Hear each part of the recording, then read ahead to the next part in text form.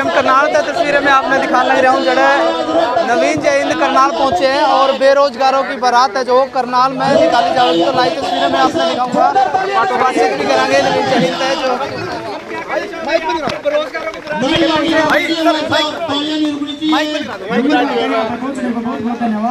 Sir mic बंद कर दो।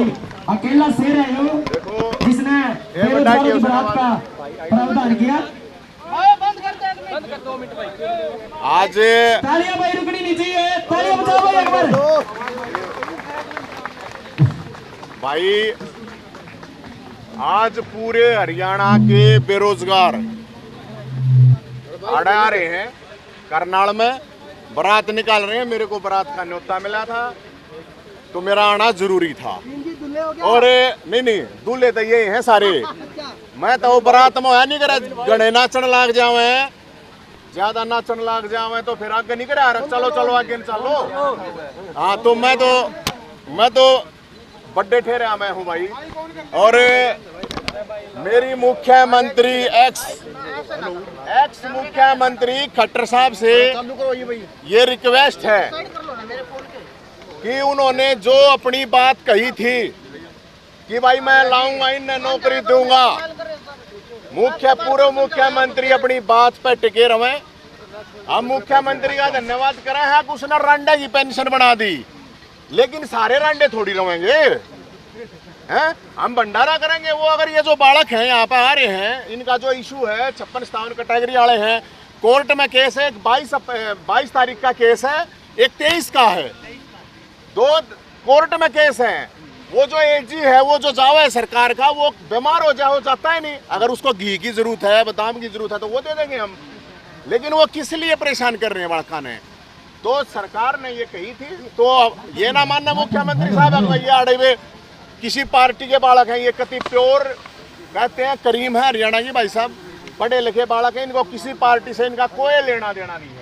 अपने हक की बात करने के लिए यहाँ पे आए हैं, किसी पार्टी से कोई लेना देना नहीं है इनका।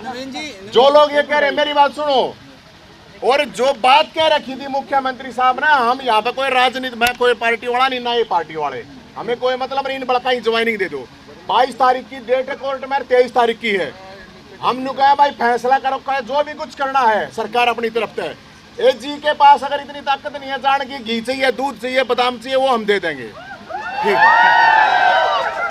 भाई, दुखी कर रखे हैं बालक, और ये सही नहीं है। बेरोजगार बालक हैं। अरे भाई रंडा पेंशन का अकेले बात नहीं बनेगी, भर्ती तो करनी पड़ेगी। ये पूरे हरियाणा था फूफा की बारात निकाली थी तो आप पर केस किया गया था। वो बात है ना, केस कैसा थोड़ी रहे हमें। ये फूफा नहीं है, ये बटेऊ है भाई साहब, बटेऊ। ये फूफा नहीं है, ये बटेऊ है। और हम तो एक बात कह रहे हैं कि भाई देखो, बालक दुखी हो रहे हैं, लोगों के रिश्ते टूटने लग रहे हैं, होए हवाए, और सब तो रंडा रह के मुख्यमंत्री बन नहीं सकते भाई साहब, और ना कोई गृह मंत्री बन सकता।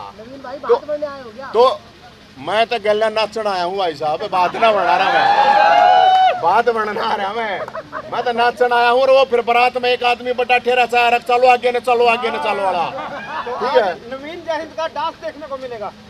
हाँ क्यों नहीं मिलेगा, फ्री में टिकट लागेगी, फ्री में ना। खाने पीने का भी प्रोग्राम है नवीन भाई। और ये बारात है, खाने पीने का भी प्रोग्राम है क्या?